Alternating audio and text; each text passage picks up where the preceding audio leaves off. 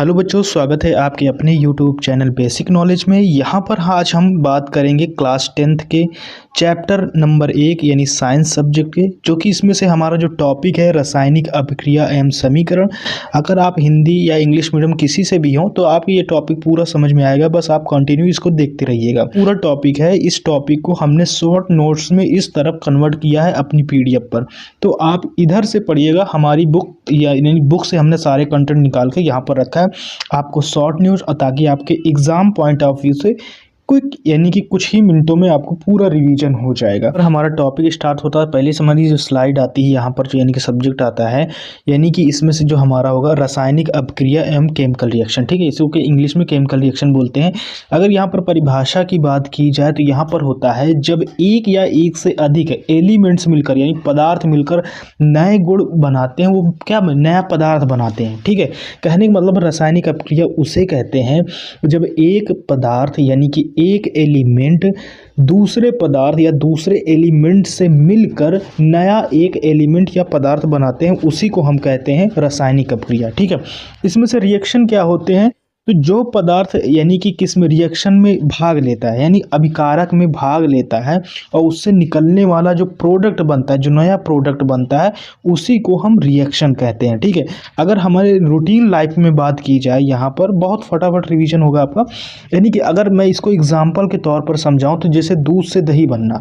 अब दूध से दही बनने में क्या होता है, जो केमिकल रिएक्शन का एक बहुत अच्छा फॉर्मेशन होता है कि यहाँ पर जब दूध से दही बनता है और दही से आप दोबारा दूध नहीं बना सकते। कहने का मतलब केमिकल रिएक्शन में ये होता है कि एक बार दूध से दही बन जाता है, फिर से दोबारा उस एलिमेंट को हम नहीं बना सकते, यानी कि फिर से नहीं मिल सकता।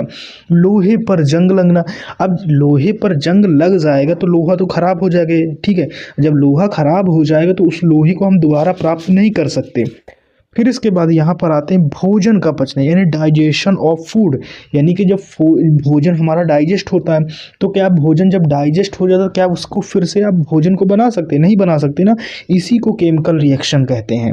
ठीक है, यहाँ पर आपको केमिकल रिएक्शन की ये इमेजेस दी गई है। ठीक है, यहाँ पर यानी कि गैस ऑफ फॉर्मेशन, जब गैस, अब जैसे कि यहाँ पर आग को जलाया जा रहा है यानी कि एनर्जी चेंज हो रही है, लाइट और हीट में चेंज हो रही है। अब लाइट और हीट से दोबारा हम क्या एनर्जी को बना सकते हैं, कोयला लकड़ी ये सब बना सकते हैं, नहीं बना सकते, क्योंकि लाइट और हीट निकलने वाली चीज़ है, उसको दोबारा हम नहीं मिल सकते।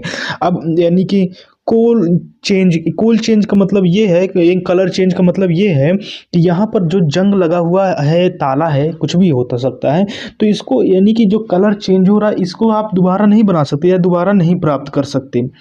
फिर इसके बाद यहाँ पर आते हैं यानी कि जैसे ये हमारा जो आयरन है, ये आयरन क्या कहते हैं, जो कील है, ये इसमें तेजाब में डुबाया गया, उसमें जंग लगाया गया है, तो अब दोबारा ये कील फिर से उस फॉर्मेशन में नहीं लाया जा सकता। ये हमारा केमिकल रिएक्शन इंडिकेटर है। चलिए अब बढ़ते हैं नेक्स्ट स्टेप की तरफ। नेक्स्ट आता है यानी कि इसका जो समीकरण कैसे बनता है। फिर यहाँ पर हम रिएक्शन के प्रतीक क्या होते हैं, यानी सिंबल ऑफ सूत्र यानी फॉर्मूला, यानी कि लिखना है, ये समीकरण कहलाता है। जिसको हम किसी चीज यानी फॉर्मेशन में लिखें तो उसी को हम यानी कि फॉर्मूलेस कहते हैं, फॉर्मूलेस को कहते हैं समीकरण। ठीक है, इसको सिंबल से भी लिख सकते हैं। जैसे असंतुलित होता है स्केलेटन, यानी कि जैसे Mg+O2, ये एक तरह से अलग लिखा है। ठीक है, फिर इसके बाद इसमें से MgO लिख सकते हैं, इसको मिलाकर बनाया जाता है। अगर इसी को बैलेंस जब किया जाता है, यानी कि इसी को, ये तो हमने ऐसे एक रिएक्शन लिखा है जो यानी कि अनकंट्रोल, एक तरह से असंतुलित लिखा है। ठीक है, स्केलेटल लिखा हुआ है। अब इसको अगर हम संतुलित करके लिखें यानी बैलेंस करके लिखें तो 2MgO2 लिख सकते हैं, इसको 2 यानी कि 2MgO लिख सकते हैं। इस तरह हमारा ये फॉर्मेशन बनती है। समीकरण को ऐसे बना सकते हैं। समीकरण बनाने का मतलब ये होता है किसी तरीकों को यानी कि अलग अलग तरीके से लिखते हैं, जब नहीं बन पाता तो उसको बैलेंस करके लिखा जाता है। अब यहाँ पर इंपॉर्टेंस लाइन्स आती है, यहाँ पर आप समझ लो ये सारी चीज़ें क्या हैं।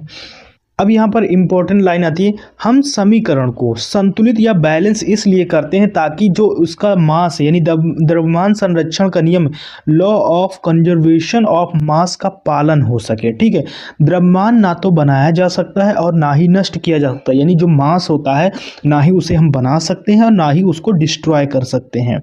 फिर इसके बाद नेक्स्ट आते हैं नेक्स्ट हमारा स्लाइड तीसरा आता है यानी संयोजन अभिक्रिया। यहाँ आपको हेडिंग बाय हेडिंग चीज़ें समझाई जा रही, तो हेडिंग बाय हेडिंग समझिएगा और इनके आप डिफिनेशन भी लिख लीजिएगा, ठीक है।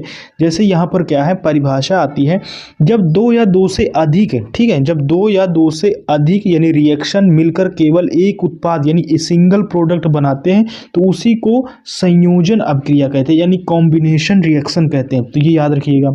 ये आपके लिए क्या हो गया, यानी कि हेडलाइन हो गई या उदाहरण या परिभाषा हो गई। अब उदाहरण के तौर पे क्या देखा जाए, बिना बुझा हुआ चूना, यानी क्विक लेमन जो होता है, ठीक है, लाइम होता है, उसमें पानी ऐड करते हैं, ठीक है। फिर पानी ऐड करके इसमें से राइट एरो, इस जगह राइट एरो लिखा है तो इस जगह आप राइट एरो लगा सकते हैं ऐसे करके, ठीक है। तो बुझा हुआ चूना यानी कि जैसे ही हम इसमें से चूने में, लाइम में, यानी कि हम पानी मिलाते हैं तो ये स्केलेट लाइम बन जाता है, यानी बुझा हुआ चूना बन जाता है। अब इसी को हम यानी कि रिएक्शन पे लिखते हैं, जैसे CO, इसको S प्लस H2O, ये पानी यहाँ पर मिलाया गया, ठीक है, H2O पानी मिलाया गया और ये Ca है, चूना हो गया। अब यहाँ पर ये एरो लगा दिया गया। अब CaOH2 और A यानी कि एक्वेरिया बनाएगा और टैक्स हीट इससे, यानी कि जैसे ही हम चूने को पानी में डालेंगे तो वो बुझा हुआ चूना बनेगा और उससे निकलेगी गर्मी, यानी कि जिसे बोलते हैं हीट। बस ये चीज़ आपको यहाँ समझाना, तो और कुछ नहीं। फिर इसके बाद आते हैं नोटिस में, इस अभिक्रिया में, इस रिएक्शन में ऊष्मा यानी हीट निकलती है, इसलिए इसे ऊष्माक्षेपी, ठीक है, एक्सोथर्मिक अभिक्रिया भी कहते हैं, ये भी आप, या एक्सोथर्मिक रिएक्शन भी कहते हैं। 4 नंबर आता है वियोजन अभिक्रिया क्या होती है, यानी कि है, ठीक है, डीकम्पोजिशन रिएक्शन क्या होता है, इसका परिभाषा, एक अकेला अभिकारक यानी रिएक्शन टूटकर दो अधिक छोटे छोटे उत्पाद बनाता, उत्पाद मतलब प्रोडक्ट बना, इसके लिए ऊर्जा एनर्जी की ज़रूरत होती है। कहने का मतलब जब दो एलिमेंट्स मिलकर, यानी कि कोई अकेला एक सिंगल है एलिमेंट वो टूटता है और दो अधिक एलिमेंट बनाते, यानी कोई चीज़ है और कई सारे टुकड़ों पर वो डिवाइड हो गई, टुकड़ी हो गई, यानी बट गई, तो वहाँ से क्या निकलेगी, ऊर्जा निकलेगी, एनर्जी निकलेगी। तो ये सारी चीज़ें होती हैं, इसी को वियोजन अभिक्रिया बोलते हैं। अब यहाँ पर ऊष्मा वियोजन क्या होता है, यानी थर्मल क्या होता है, गर्मी देने पर जैसे, यानी कोक CO3, इसको इन्वर्टेड कामों में लगाएंगे और heat plus CO plus CO2 बनेगा, ठीक है। विद्युत वियोजन यानी इलेक्ट्रोलिसिस, बिजली देने पर जैसे पानी का टूटना। कहने का मतलब जैसे हम यहाँ पर आपको समझाते हैं, ये एग्जाम्पल आपको बताते हैं, पहले इसको पढ़ लेते हैं। प्रकाशीय वियोजन यानी फोटोलाइसिस, सूरज की रोशनी में जैसे, यानी AgCl धूसर यानी कि ग्रे होना, यहाँ पर आपको बताते हैं। पहले हम रिएक्शन से आपको समझाते, तभी आपको समझ में आएगा। यहाँ पर हम बात करते हैं इलेक्ट्रोलिसिस ऑफ वाटर एक्सपेरिमेंट। यहाँ पर देखो, यहाँ पर दो पेंसिल है, कागज़ से ढक दिया गया है और यहाँ H2O, O2 और H2O ये सारी चीज़ें मिली हैं, ठीक है। यहाँ पर H2O, ये बॉन्ड को समझो। अब ये दो कार्बन की छड़ है और इसको बैटरी से यहाँ कनेक्शन कर दिया गया है।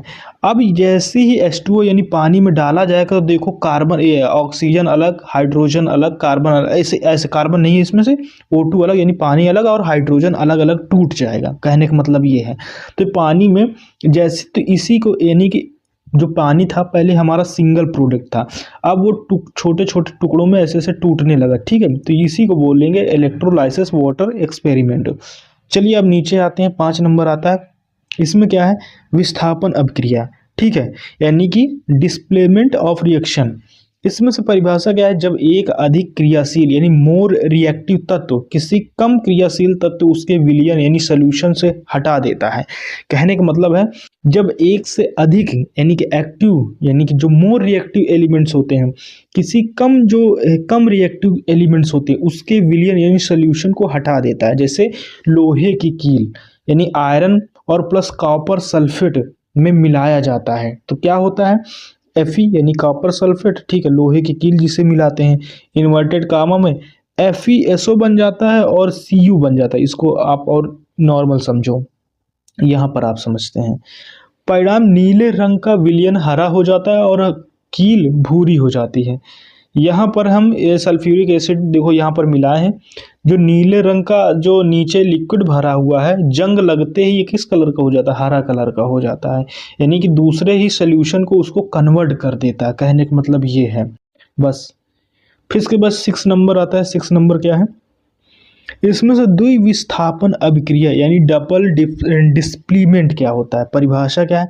ऐसी अभिक्रिया जिसमें से अभिकारक के बीच आयनों का आदान प्रदान होता है, एक्सचेंज ऑफ आयरन होता है। ठीक है, तो एक्सचेंज ऑफ आयरन क्या होता है? ना 2SO4 यानी ठीक है एन यानी कि N2SO4, फिर इसके बाद प्लस BCl, फिर इन्वर्ट यानी कि राइट एरो बनाएंगे, फिर इसके बाद BaSO4 प्लस 2NaCl ये बनेगा, यानी कि BaSO4 जिसको सफ़ेद अवक्षेप बनता है, जैसे वाइट इसको पेप्टाइड बनाता है, इसलिए इसे अवक्षेपण अभिक्रिया कहते हैं। ठीक है, ये नोट्स आपको शॉर्ट में बहुत छोटा छोटा आपको चीज़ों बताई जा रही हैं ताकि आप समझाने की कोशिश करो। आपको यही लिख के आना जैसे ही आपकी उसमें आ जाए पूछने के लिए, इतना लिखा होगे बराबर आपको नंबर मिलेगा। 7th आता है, क्या आता है? रेडॉक्स अभिक्रिया क्या होती है? रेडॉक्स रिएक्शन आपको बताना है। इसमें दो अभिक्रियाएं साथ साथ होती है, यानी कि दो रिएक्शन साथ साथ है। एक उपचयन जिसको बोलते हैं ऑक्सीडेशन। ऑक्सीडेशन क्या होता है? ऑक्सीजन का जुड़ना या हाइड्रोजन का हटना। ऑक्सीडेशन में क्या होता है? ऑक्सीजन जैसे ही जुड़ेगा तो हाइड्रोजन का हटना, दो में से एक होगा, या तो ऑक्सीजन जुड़ेगी या हाइड्रोजन हटेगा। ठीक है, अब इसमें से रिडक्शन में क्या होता है? अपचयन में क्या होता है? इसमें ऑक्सीजन का हटना या हाइड्रोजन का जुड़ना होता है। ठीक है, यहाँ पर क्या हो रहा था? ऑक्सीजन जुड़ रही थी और हाइड्रोजन हट रहा था। यहाँ पर ऑक्सीजन हटेगी और हाइड्रोजन जुड़ेगा, कहने का मतलब ये है। तो इसे रेडॉक्स अभिक्रिया बोलते हैं। इसको CuOH2O बोलते हैं। ठीक है, और इसको CuH2O बोलते हैं। फिर इसके बाद यहाँ पर आते हैं, इसको यहाँ पर समझते हैं। Cu का अपचयन और H2 का उपचयन हो रहा है, तो यहाँ पर रेडॉक्स रिएक्शन दिखाया गया है। यहाँ से देखो, यानी कि ये जा रहा है, यहाँ पर A+ में आ गया O से, तो यहाँ पर क्या हो रहा है? ये जो हमारा A है, ठीक है, लूज ऑफ इलेक्ट्रॉन्स, यानी कि रिडॉक्शन में क्या हो रहा है? लूज कर रहा है, अपनी एनर्जी को ख़त्म कर रहा है।